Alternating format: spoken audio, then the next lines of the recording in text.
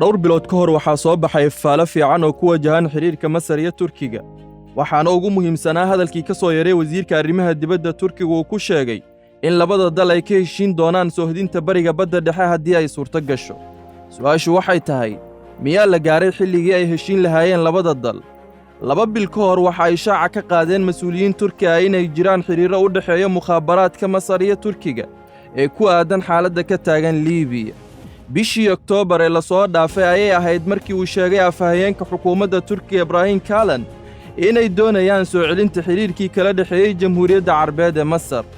Ifaaladaasi fiican kadib waxa uu si toos ah u sheegay wasiirka arrimaha dibadda Turkiga Mawlud Cavusoglu in labada waddan ay ka wada hadli doonaan samaynta soohdinta bariga badda dhexe.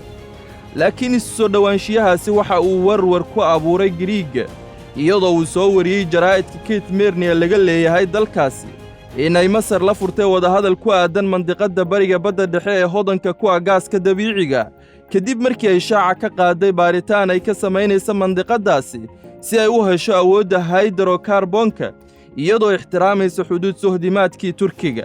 Jaraa'idka ayaa intaa raaciyey khariiradda goobta baaritaanka ay faafisay Masar in lagu xadiday heshiiskii dhex maray Qaahira iyo Athena. laakiin khariiradda ayaa sidoo kale tilmaamaysa masaaxadda kale ee dhacda dherer bari 28 ay qeexayso soohdintii koonfureed ee Turkiga kaa uu caddaynaya heshiiskii badeed ee dhex maray Liibiya iyo Turkiga.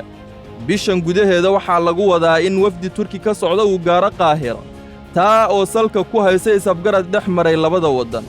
labada dhinac ayaa bilaabi doona inay ka wada hadlaan arrimo istiraatiiji ah oo hordhac u noqon doona iskaashi dhex mara labada jamhuuriyadood.